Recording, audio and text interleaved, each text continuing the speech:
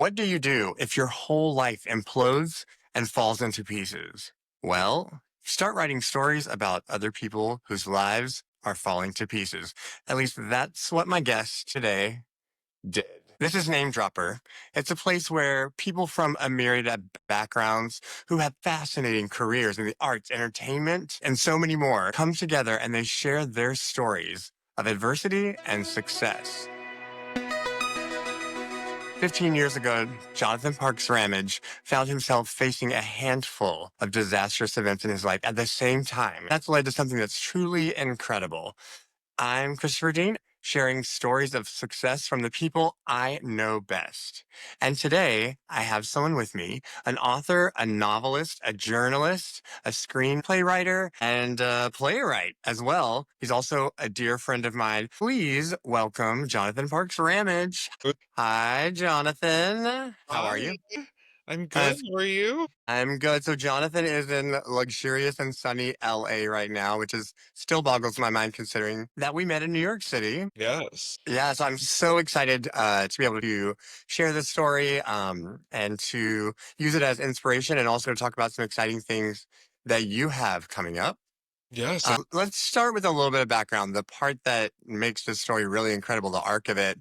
Just take me back to like Brooklyn. 15 years ago, you had been a waitress. We were the best girls in town, and you Yeah. finally found your happiness. And then what happens next? Well, we were both, as you said, waitresses. I arrived in New York with my suitcase full of dreams, and I came to New York to be an actor, and after about a year, I did an absolutely horrendous production of Beauty and the Beast regionally, and I was like, I don't care enough to like wait tables and do horrendous regional productions of Beauty and the Beast and wait for my ship to come in. So I quickly, I mean, I guess a year isn't that quick, decided I did not want to be an actor anymore. I started working like in production, TV production in New York, just like PA jobs, stuff like that. And yeah, I lived in New York for a minute, but eventually I had kind of a crazy confluence of circumstances in which I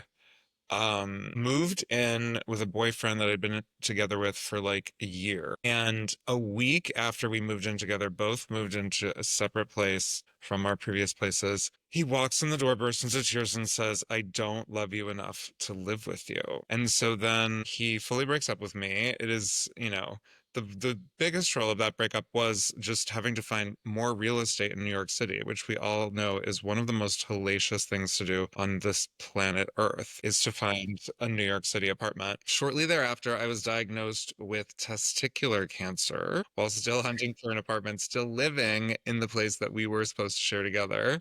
I kicked him out. And then shortly after that, I lost my job. And so kind of my whole life fell apart. And in this way, which ultimately galvanized me, once I got through surgery, I'm cancer free, been cancer free for like, oh my God, probably like 10 years now. I was kind of like, I'd always wanted to be a writer. I'd never really bet on myself. Quite. It was always going to plan B before going to plan A. And so I finally was like, well, I've always wanted to be a writer. I just chopped off one of my balls. I have no boyfriend, no job, and why not just move across the country and go for it? And that's what I did. And I think that kind of galvanized me. So was LA like the purpose of that better opportunities for writers? Did you move to be with your best friend or did you just feel like you needed to get out of New York City? I had always thought about moving to LA, and I had gotten with Marla Mindell, who Chopper. love that her name is worth dropping these days.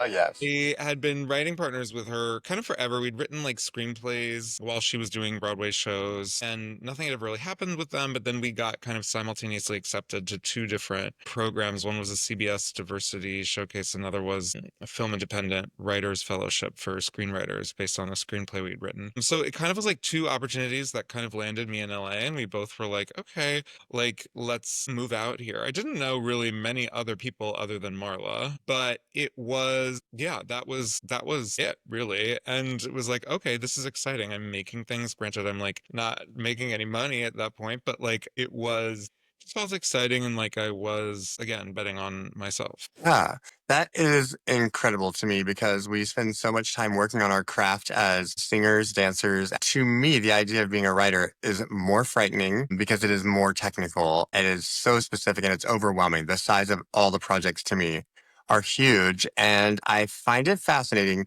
You didn't go to school for writing and you were already experimenting with these screenplays before you went into this program with Marley. Hmm? Did it just feel like it came naturally to you? Yeah, I mean, I guess I'd always loved writing. I mean, since high school, but I went to a boarding school for the performing arts, and I was just like a demon twink hell bent on going to musical theater conservatory. Yes. And so I did ultimately do that. And I think I had such demon twink tunnel vision at the time that I kind of like blocked out all other pursuits. Though I will say during that time I went to college with Marla. Marla and I would write like sketches together, write like scenes for playwriting class. So we were in kind of constant collaboration and we just always shared like very similar sense of humor, like shared the same brain in many respects. So when I moved to New York, we were writing, like that was something we'd always been doing is writing things for Marla, writing sketches together, some of which we would film and also then writing like TV scripts and film scripts. Right. Right. So that is something we'd kind of done um since college. And I had also always kind of written fiction. It was something I pushed to the back to go to musical theater school. Yeah. But that was also always something that I loved and something I started doing more of when I moved to New York. So writing was always kind of a part of the picture. You know, when I fully quit acting, that's when it kind of Yeah. like It kind of makes sense now because you and Marla always had such chemistry and such a dynamic together. Your brains work well. You were funny bouncing off of each other. And it feels like in lieu of a school training, the two of you had this period together where you worked on the craft together and just kind of developed your thing. And it's so amazing because both of you have such unique personalities. I always wondered where are they going to fit in the theater world? Because neither of you is traditional, so to speak. You have a traditional look, but it's not your personality at all. And Marla was so extremely unique and so interesting and different. And so it makes perfect sense now. What do you tell people who would come to you now and say, should I go to school for writing? What would you say now as someone who's where you are in your field to a young aspiring writer? yeah, I mean, I would say I never went to school for writing. I never went to an MFA program to write fiction. I just started doing it. Uh, but I will say it is, and I don't think people should go into debt to get a writing degree. I think the most important thing about writing is reading. It's finding other people who love to read, finding other people who love to write, whether in your own community, whether through class. You can take classes that don't cost, an MFA program admittance fee. There are classes you can do research programs.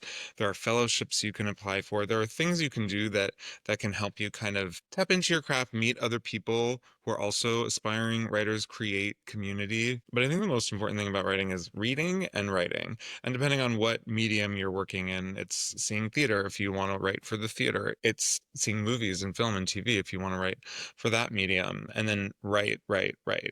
That's kind of my advice, but I don't think you have to go to school for it. I mean, look, I will say going to school for musical theater, I didn't wind up being an actor, but it did. I mean, what school does is it helps connect you with those communities of people who you'll then work with later on. So that is one important aspect that I found through school and going to undergrad for theater. I worked with Marla.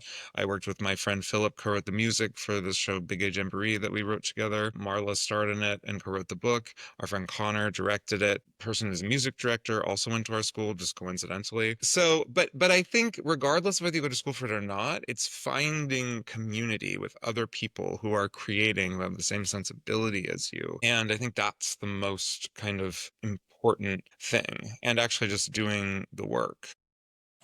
Obviously, there's a bit of a lapse in my timeline of understanding every detail of your life. And I don't want to give the impression that it went from a terrible fall of everything around you to sudden success. I am going to skip forward a little bit and talk about Yes Daddy so we can keep going through everything that you've accomplished. I preface this by saying you've been published in Out Magazine, and there are a number of other magazines, L Magazine, W Magazine, as a writer. I don't want to give the impression that Yes Daddy was like, came out of nowhere and was your first and only success. So what does that vision look like, and what were the roadblocks in getting there? Yeah, for sure. I mean, when I moved to LA, I started working as a freelance journalist. I kind of just like hit up friends. Like, I wrote a personal essay that got published in Refinery 29, kind of about my experience. And then from that, started writing other personal essays, and then found an editor at Vice who was like, you should do reporting as well. So I kind of just came into it kind of gradually and naturally, but it's also like a big hustle. And it was like working as a freelance writer online. I mean, I don't even know if it's possible anymore. I feel like I probably was a part, just given of the collapse of kind of media across um I was doing and the kind of journalism I was doing. But I really had to hustle, and I was really not making money, and I had to take other jobs. So like, but I will say it really helped me discover my voice as a writer is kind of trial by fire. I basically learned how to write through publishing online. And it also helped me build up bylines and kind of build up an image of myself as a writer. But it was years of that, and years of taking day jobs, and years of, scrounging for cash. And the writer's life is just filled with also a lot of rejection, and so much of it is pitching pieces. Like, some places will take them, some places won't. So it was like a lot of that. But eventually I said, I'd also been writing screenplays. I was frustrated by that. And I just wanted to like stop. I know I'd sold a couple screenplays, they never got made. That's really frustrating. And I was like, I've always loved fiction. I never had the balls to write a novel. Finally, one day I was like, you know what? I've been writing so much online. I've been doing much more long form journalism, much longer pieces. And that really got me thinking, like, I want to write a novel. And that was a scary thing to admit to myself, because in order to sell a novel, you have to write the whole thing first. What I will say helped me was that I was accepted into a writers program, like the summer writers workshop called Bread Loaf, which is very much connected to the publishing industry. It helped me meet a lot of people within the publishing industry, and also kind of gave me the confidence to be like, oh, these people, within kind of the establishment of the industry recognize something in my writing. And so I kind of gained the confidence there to say, okay, I'm going to finish this book. And then I finished it, sent it to a bunch of agents, did with my agent now, who I absolutely love and adore. Super agent, super gay, super fabulous, Yeah. and super chic. I feel very blessed to be with him. But, yeah, and then I went to a bunch of publishers with that first novel with him. But, again, years being in LA. I mean, in years since I graduated from college. I think I published my first book at 36. So, it took a minute to get there. Besides all of the incredible aspects of your writing representation, I love the story, period. If the gender had been changed, I think it would have been a great story. It's still fantastic. However, there's just an excitement when you have that type of representation and you can relate to these people. And more importantly, we've just been so accustomed to being the funny sidekick or being the hairdresser. These people are complex and they're very real. And for me, they were very relatable, but it was just like so much more than surface level gay stereotypes. And I don't necessarily know the power dynamic with older gay men and younger gay men. It's not really a stereotype. That's a fact. There was just a lot of truth to it. It was also super interesting in the fact that it's kind of like a thriller. I think that, it's shocking to people that you're addressing such like hot button topics. And I won't give away a ton of it because everyone needs to go get Yes Daddy. I love the book. I bought it the day it came out and I read it first. So I was like fascinated to see what was in Shiloh's head. I'm like, I got to get this right now because you are so sarcastically funny. You're so loving and calm. And like, where did this like thriller, contemporary, it was like riveting. The whole story was riveting. And the crazy part is, though, I was looking at reviews online because I know what it feels like to be on television and have people give you a bad review. Even the people who didn't really care for things about the book couldn't put it down, and they openly admitted it. And I think that's amazing. I mean, I don't, everybody has their own thing. But to keep people so, with the storyline, there was so much intensity that you had to stick with it. You wanted to see what happened. So tell me about that process a little bit. And tell me if people ask you all the time if the story is loosely based off of your own life. Yes. Well, I definitely have. It's so funny. My boyfriend also is like so mystified by my novels because they're so dark. My new one that's coming out in June is also extremely dark. Although We're going to get to that. We're going to get to her. I'm it's excited. like, where is this? Because I am like a very kind of affable, like LOL, like I Yeah. don't present as like dark and brooding and crazy. Uh-uh. I think that my novels for me are locations to work out my own deepest anxieties, my own sense of dread, just my own shit going on in my brain, Yeah. quite frankly. It's Um, interesting because but like I think to work out the kind of the tougher stuff in my mind. yeah. And it's interesting because you interweave social and political issues and religion and controversial things that affect us sometimes very deeply. And then you mix it into a thriller. And that's kind of like how it feels watching the news these days. So it would make sense that it's like cathartic. It's just so fascinating. It must feel extremely personal to put something out you've worked on so long. How did you feel when you saw the initial response to your first book? Fantastic. I mean, it was, and even to this day, I mean, people still, I mean, it's just still is kind of out there. It's become kind of like this perennial queer favorite. I think maybe, I don't 100% know why, but I think because perhaps of what you touched on before in that in terms of the representation, it doesn't pull any punches. It's not gay stereotypes. It's not a watered down gay story. It just is front and center right there, kind of unfiltered and explore Yeah. real queer shit and people that talk like real queer people do. It's again, not just like a sassy styling assistant. Not that there's anything wrong with sassy styling assistants. I love Yeah. friends with them. I've had sex with them, but like but, there's And no there's the problem with Shiloh sassy we all styling know and assistants. love right there. Love sassy styling assistants, but that trope that you're talking about, the trope that you're Yeah. talking about, it We're was like, more than that. yeah, exactly. Part of who we are, but like, but I think, but just kind of exploding the tropes that we've seen of gay people. So I think that was part of what people loved about it. I think Yeah. and yeah, it was just very gratifying to see. And really it was like, yes, there was like immediate um response and immediate kind of gratification to connect with readers and so many people online who loved it. But also what's interesting about the book industry is that it really is a long game and it has been even more gratifying, I think, to see kind of the long life that the book continues to have and that people to this day still come up to me, still reach out to me online Yeah. and just let me know how much they love the book. And that really means a lot. Give me just 1 second. My ice machine is going. I didn't even think about this today. And I'm like, I think the background noise will take it out. Yeah.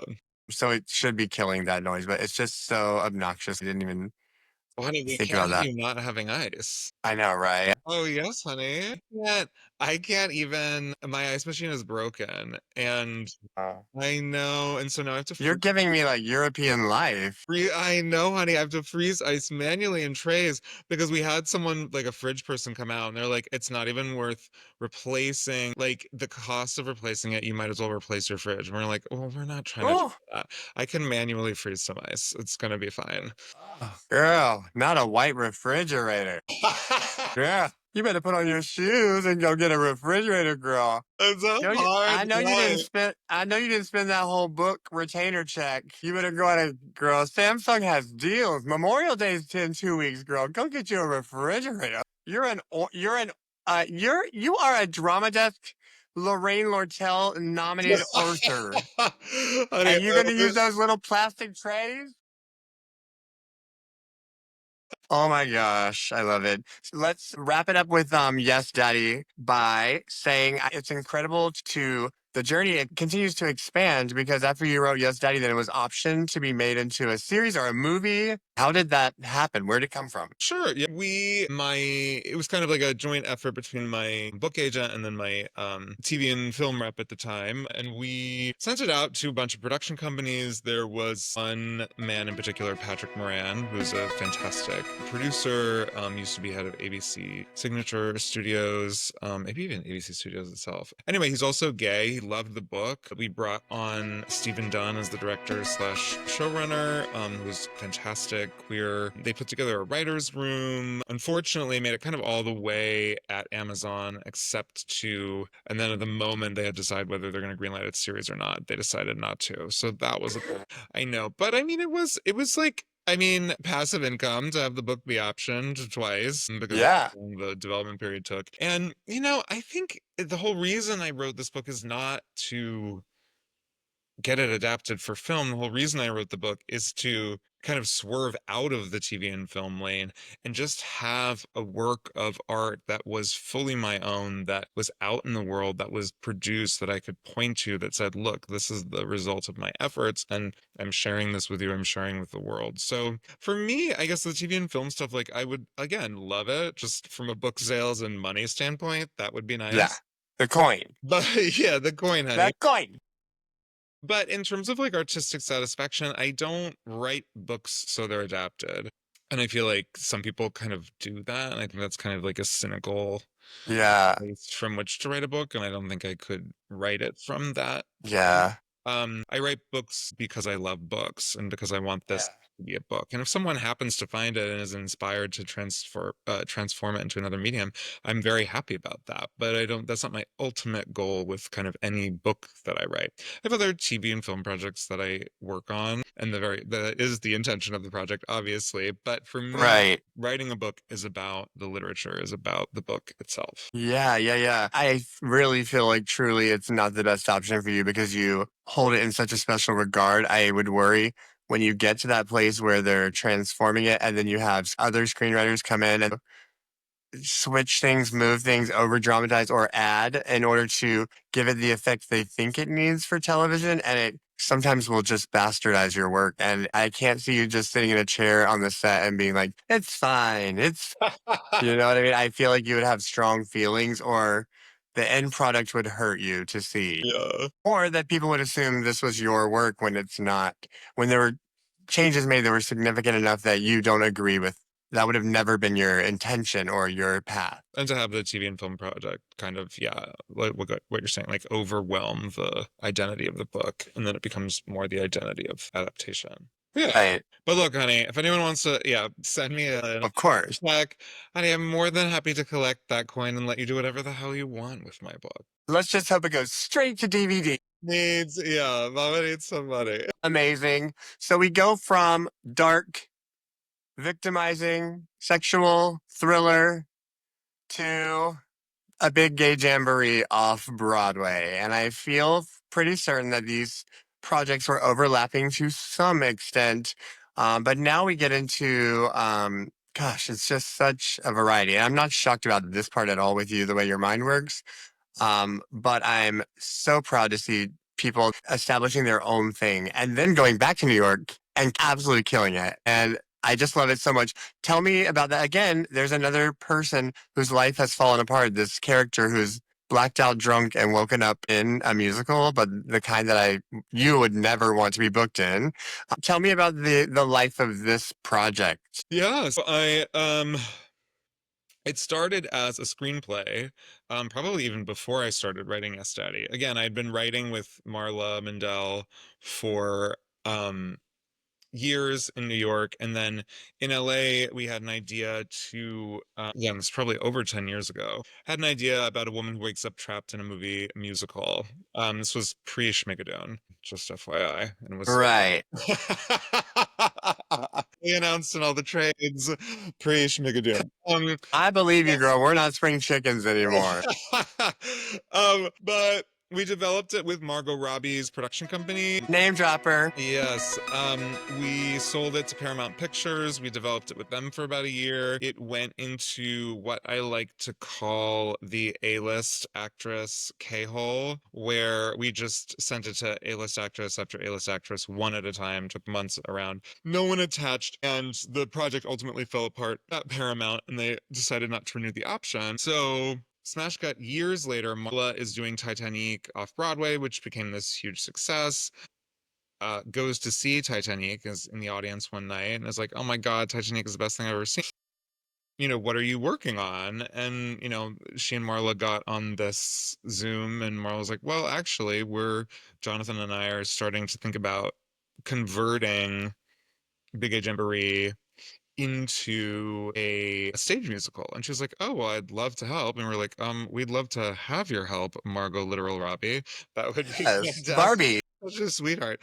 Yeah. So, and then around the same time, we had sent it out to a few like Broadway producers in this Broadway production company called Wagner Johnson Productions. They do a ton of stuff on Broadway and off Broadway. Came on board, and then it was a really rapid fire. I mean, came together in under a year, which is kind of unheard of for Broadway development. Usually, language and development for much longer. But I loved it from a creative standpoint. It felt like we were in like this pressure cooker, and the train was moving, and yeah, it was really satisfying, really fun, and It's so incredible the number of celebrities that came to see the show. I saw it on Instagram like every day, a different celebrity was in the audience. yeah, it was fun. It was a crazy show. It was like a batshit crazy show, and I think it really, for that reason, it kind of developed this cult following. And yeah, it was so much fun to create. We had such a wonderful cast and crew, and everyone was really kind of on the same comedic page and really down to play and collaborate. It was super, super fun. Yeah, and the insanity of like Drama Desk Awards for Outstanding New Musical and Outer Critics Circle Award nominees. And I mean, you must be thrilled when it's best lyrics, and there is also like the best book. Yes, yes, yes. I mean, Yeah, that's I mean, like, it was nominated for so many. I was yeah, just in New York for the Lucille Lortel Awards. We won two for Best Choreography, Best Featured Performer, which was super fun, unexpected. yes. And Marla was out there killing it too. She did she's Wait, was already she at won the, a bunch of awards for Titanic, but we still haven't gone to the Outer Critics Circles Awards are in end of May, and then the Drama Desks are beginning of June. So, but we're nominated, yeah, for a wait, slew. did she win an Olivier? Am Yes, I dreaming? no, you're She not. won an Olivier. For Titanic, yes, for the London. Yeah, okay, this is what I was thinking of. She won a fucking Olivier. Yes, I, fantastic. I actually started watching it randomly one Sunday to like kill time. And I fast forwarded, of course, to Titanic because I love it. And I'm like, oh my God. Like, awards aren't everything, but they are. Like, and I would expect nothing less. If you've ever seen the show, you know, it is genius. And when you first show up, you're like, what is this going to be? Yeah. And then it is absolutely riveting and outstanding. My fiance is in love with the show. So when I heard you were doing one with her, I was like, this is really going to like be over the top. It's going to be insane. Yes, it was so And fun. here we are. They're fun. They truly don't mean. I mean, it's just nice to feel like after getting so many nominations, like the theater industry really paid attention to Big A Jamboree, that it was really a favorite. Just feels nice to be welcomed into Yeah. this community. And it's like Nominated or not. first time out, stuff like that. Yeah. That's what's so crazy. It's just proof that what I said about you two, your chemistry together, you have this like niche that is so unique, and we don't have a lot of it. Not with the level of integrity and like the intelligence of the humor, Yeah. the attention to detail, and like just the sarcasm of all of it. It's so good. And that's what people want. You're like the willow pill of the Broadway community, or I don't know. That was a terrible analogy. No, wait, I love Willow Pill. I love I do that. too. I do too. Willow Pill is, I don't know. They're like, Yeah. It's one of those things where everyone emo- doesn't know what to do with you at first, but then it's like you're just like you want to see it a million times. yes, yes, I love that. yes. I love that. Big Gay Jamboree, are you working on any other musicals right now, or is that just like something you'll do when the spirit flows? No, no, no, we are in fact. It's still, I'm gonna keep her a little bit under wraps. Yeah. Don't do that. You know, if you want to manifest, don't talk about it too much. Yeah. Well, we're just talking to a few different producers about it, so it's like it's still in early stages. I just want to wait until like we settle on Okay. someone. And but yeah, it's I'm super excited. It's batshit crazy, of course, and it's really fun. Yeah, we're working on a TV project together. We're working on a few. Me and Marla are working on a few different. We've got a few Oh, different yeah. irons in that particular fire. Yeah. And that takes us to June 3rd is the moment. I'm going to let you take over here and give me the rundown, but I will tell you, I was shocked, but not shocked. I saw a description today that was like, just like dark gore, primal sex. I mean, it was all these descriptors that were like, make the next book sound like a horror movie slash adventure thriller slash it's everything and it's a lot. And I don't feel like anything you write is for the faint of heart. Oh, this is I want you to explain the new book that's coming out and give us a little rundown of it. The new book is called It's Not the End of the World, and it is about a wealthy gay couple living in Los Angeles, California in the near future, in the year 2044. And it happens on this day where they refuse to cancel their baby shower, even as a potentially apocalyptic event sweeps through Los Angeles. So it kind of follows one of the members of the couple on his day as he runs errands in Los Angeles, and things kind of go increasingly psychotic. And yeah, it's super brutal, super page turny, super unpredictable. And then there is a kind of a major twist in the middle of the book that kind of turns the whole narrative on its head and becomes something completely different. Oh, I live. I can't wait. Yeah, it's super. It's available everywhere, like Books a Million, Barnes and Nobles, Amazon. You can pre-order. Yes, wherever you buy books, honey, pre-order your copy today. But Yeah. we're excited.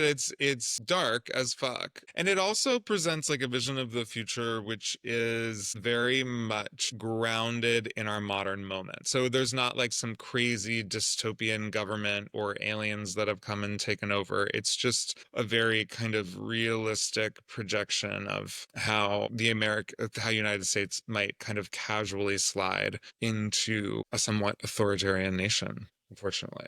It's dark. But again, going back to kind of what my novels help. And like, are you sure this isn't nonfiction? Yeah, no, I know. But it was also, again, kind of a place for me to work out my own anxieties of the future where the worst. Amazing. This is a trivial question, but little things that fascinate me. Where do you come up with the names for your characters? Where do you find them? You know, it's so funny. I'm not like I wish I could tell you like I looked at the stars and like consulted my psychic and just like divined the perfect name. I don't know. It's really kind of random, and I don't like assigning characters names that feel too on the nose with like a character trait or something. So I kind of just kind of like vibe it out. I don't know. There's no real science. It's really just like, oh yeah, okay, this person seems like one of the protagonists in my new book is named Mason. And I was kind of like, Yeah. oh, Mason seems like a Mason, honestly. I feel like it's just neutral enough to not be a polarizing name, but it's not bland. Like you don't go with the Johns and James. You Yeah. give it just enough edge to make you know, like this is our lead character. Yeah, exactly. That's perfect. Yes. Yeah, and Jonah from the last one, like Yes. not extremely popular, but not quite John, Luke, Mark.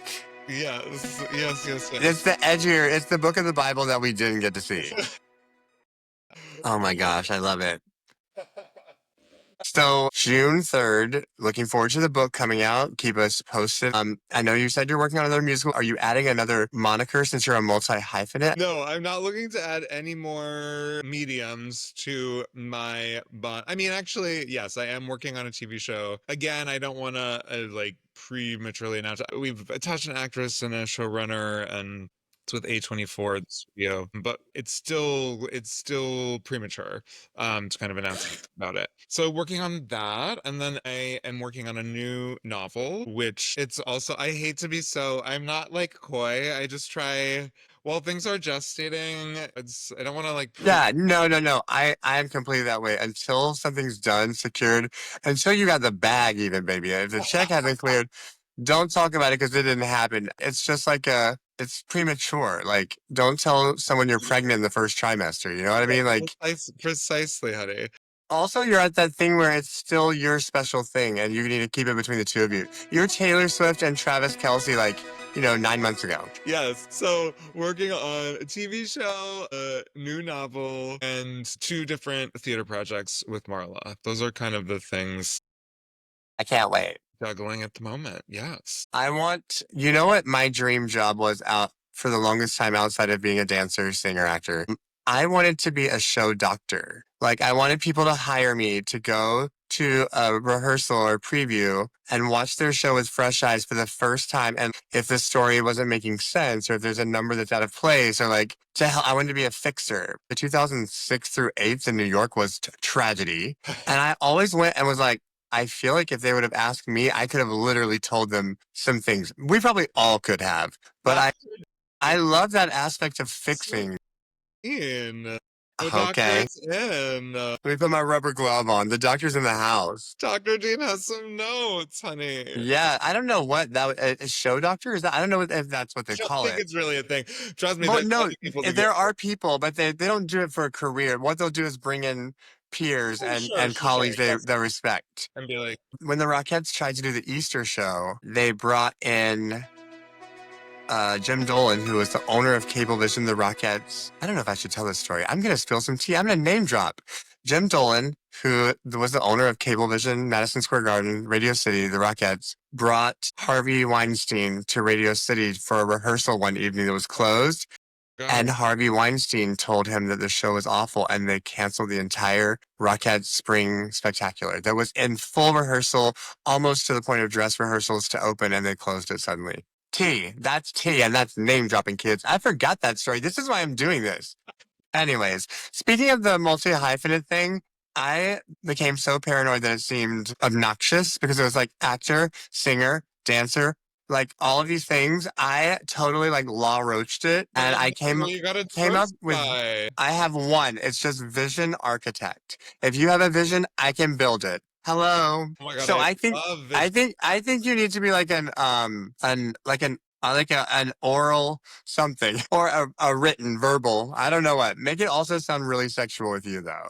But like you have to come up with something for all of your hyphenates because you are. True. That's true. We move beyond multi-hyphenate and start having umbrella terms that cover all the hyphens because Yes, because I think that I forget what Law Roach is called, but he doesn't call himself a celebrity stylist. He's called like a creative architect or a creative visionary. I love vision architects. I'm here to be a vision architect because if you want it, I can see it and build it for you. Yes, baby. Love that. Yes, baby. Enough about you and all of your successes. Let's talk about me.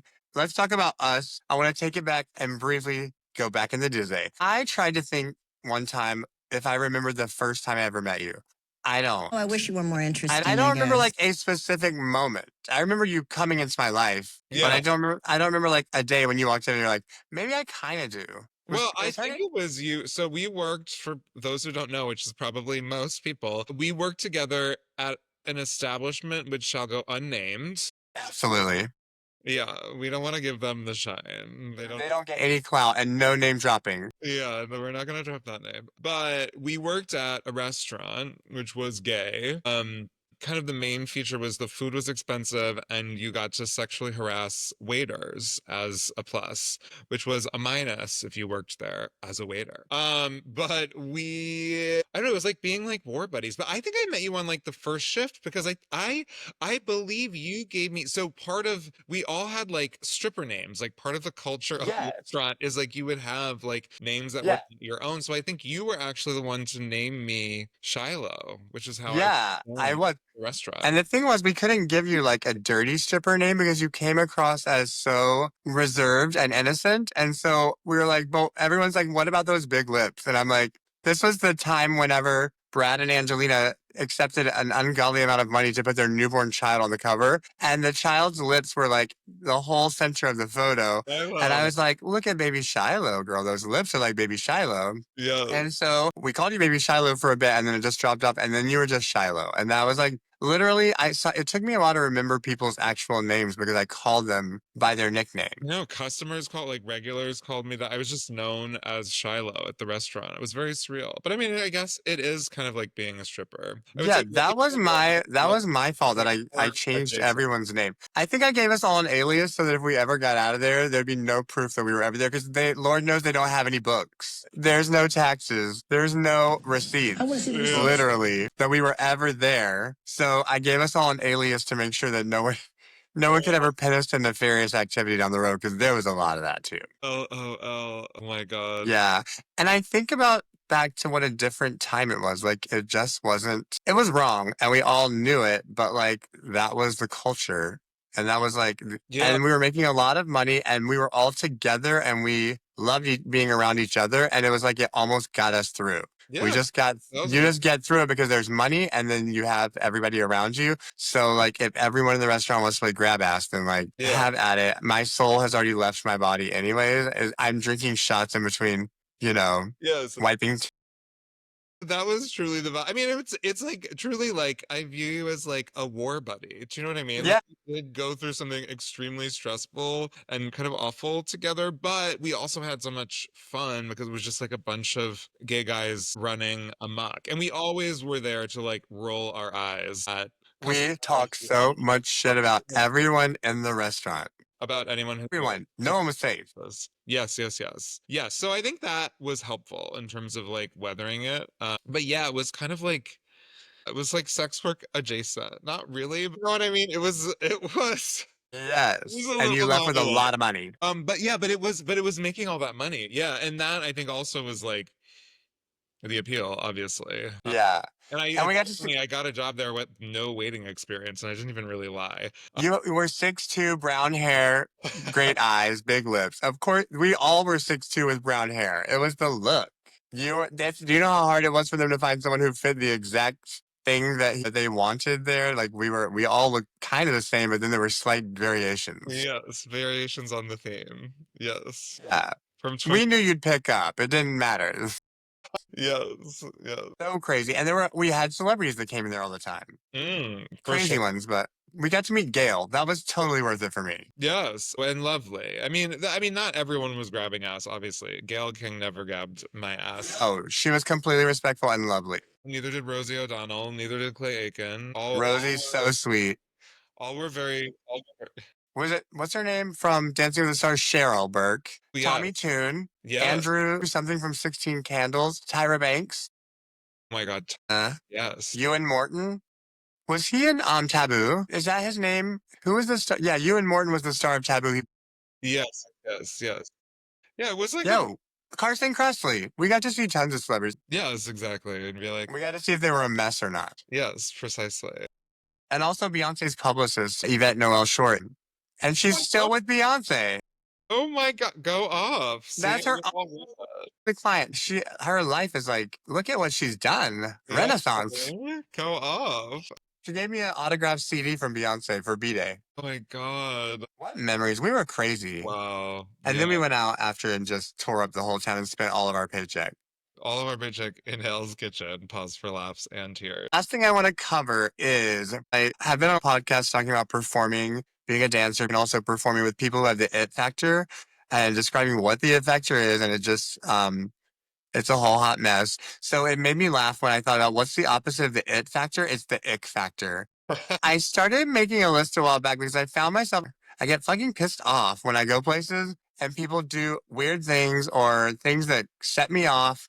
And they're really not that big of a deal, but it bothers me and I want to go off. And I'll go off to my fiance about it. And Mark's like, it's not that big of a deal. I'm like, but it is. They stepped on the back of my shoe.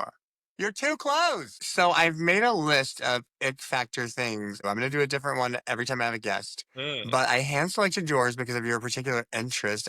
I cover and I will cover in a lot of different perspectives the American approach to celebrities and how much money they make and kind of diminishing any valuable traits about them. It's very popular to hate on the Kardashians. They have no talent. It's very popular to say that athletes shouldn't have an opinion in politics. They make a ridiculous amount of money. There's no reason for one female artist to be worth $1 billion and change the geographic economy of certain areas of the country for the better while she's touring and then also donating to charity. Anyways, it's a hot button topic, but the ick factor for me is when something happens to a celebrity, there's almost no sympathy or empathy whatsoever because they have money. And I get icked out by it. And so that brings me to something really important that keeps me up late at night. From Beverly Hills Housewives, Erika Jayne, am flabbergasted when I see what is going on. The fact that her husband, they found that he was involved in this huge Ponzi scheme, and it was going on for decades. He was an injury attorney. He was winning huge lawsuits and taking the settlements and then dispersing the money amongst him and many other lawyers, and then taking from the next one and paying some of those people off. And it eventually got out of control and they were found out. And she has been implicated as a part of the whole thing. And a lot of people are like, I knew it. I knew she did it. I knew. And I personally am like, I don't think she knew a single thing the whole time. And there are people who are not believing it. And it's like, anyways, I want to get your perspective. Do you think Erika Jayne knew what was going on at Girardi Keys? I am going to agree with you, actually, which I realize is perhaps a controversial take. I don't think she knew. I don't think Erika Jayne would care. And I don't think that Tom Girardi, who is like a very condescending and verbally abusive, kind of patriarchal, let his wife in on the inner workings of his business, most especially the criminal inner workings of his business. And I would also totally believe that she would just accept millions of dollars because she just assumed, well, he's a lawyer and I'm just going to accept millions of dollars. I actually don't think it is far-fetched at all to say that she didn't know. Now, what I think she did wrong, and I think she garnered so much ill will, was just her performance on that season was really dark, and her Yes. inability to empathize with the victims also really dark. And Yes. she went to a therapist who taught her about empathy. Yes. She was like, I gotta work to get some of that. And it's like, yes, girl, Yes. you too. She seems like she's doing better now. And I think also like watching this most recent season, it seems like she's come out, and it also makes me believe like more balanced and a little bit healthier. I mean, to be fair, she was just going through the fucking ringer. I'm sure trying Yeah. Yeah. Yeah. like hell, was not in a good place mentally, clearly. And so for that I felt bad. But what was difficult was she did not deal with the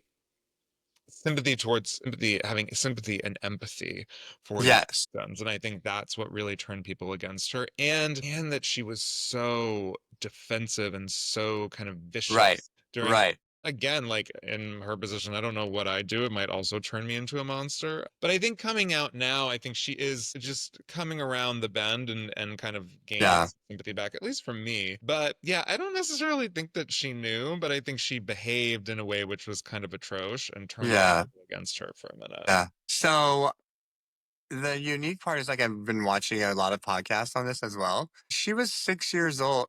Tom's business was 6 years old when Erica was born. The company was around for 50 years. Lawlessness had been going on for decades. And she and Tom were only married for 24 years, I think, 23 or 24. So she's a waitress. He's a financier involved in the ownership of that restaurant, and she's about to get kicked out of her house, and he lets her come and live with him, and they eventually start dating and they get married. Whether there was love or not, I don't know. I kind of felt like they eventually became friends and loved each other. He also was like a stepfather to her son, and apparently a very good one. But that being said, her bills went to the law firm. The mortgage was at the law firm. She never looked at a bill. She never had to physically pay a bill. She was given an Amex. She had no bank card. And he was an award-winning philanthropist. Like, he was looked at as like the best kind of lawyer ever. He had done amazing things for people and settled cases. So there was never anything in her mind, I don't think, to question. She could do whatever she wanted to. And it would not make sense from a being respectful or a power dynamic or even in any way for her husband to come home and to say, hey, by the way, are you like embezzling hundreds of millions of dollars from widows and children?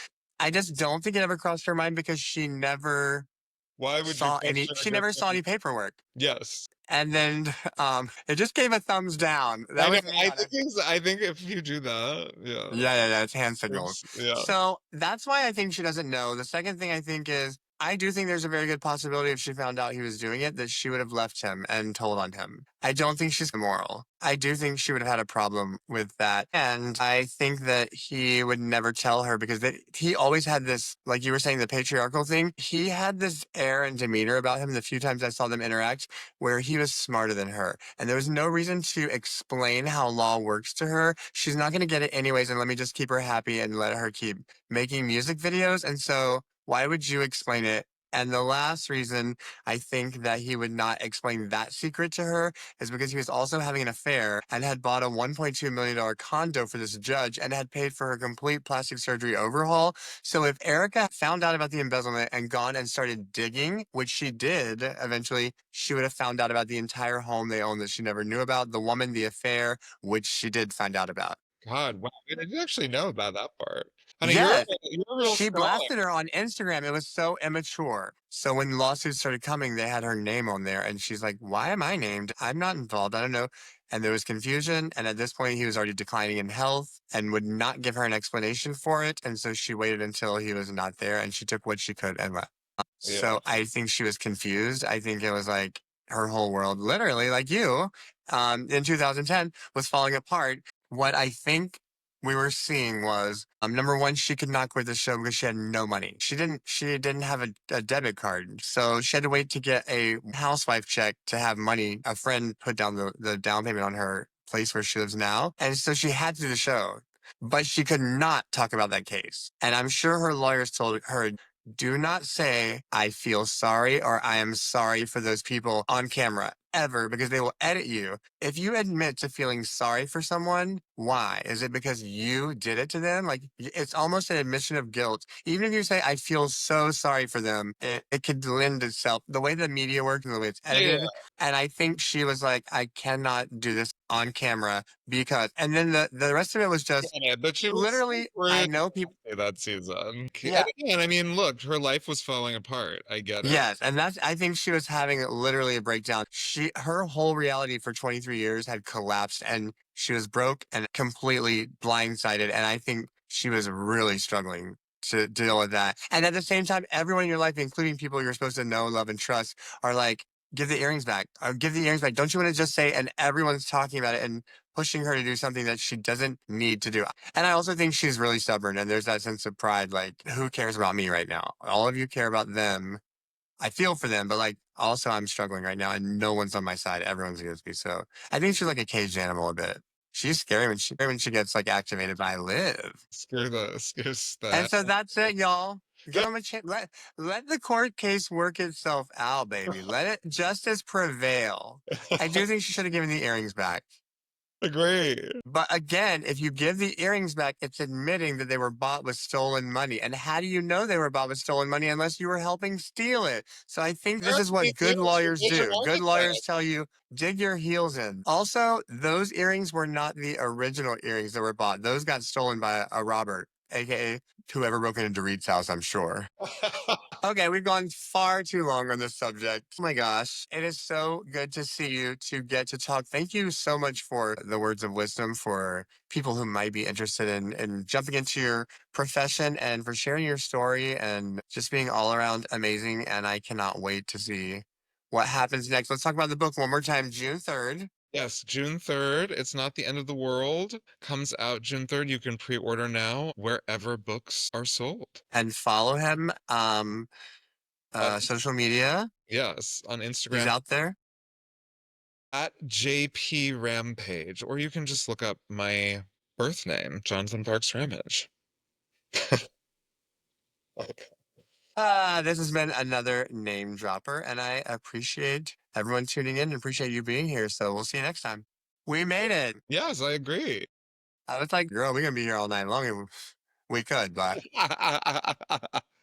we could, but Oh, that was oh fun. my gosh. Well, I love you. Beautiful. Well, I love you to death. everyone, love you. I love your stories. Thank you for having me on. You're a fabulous host.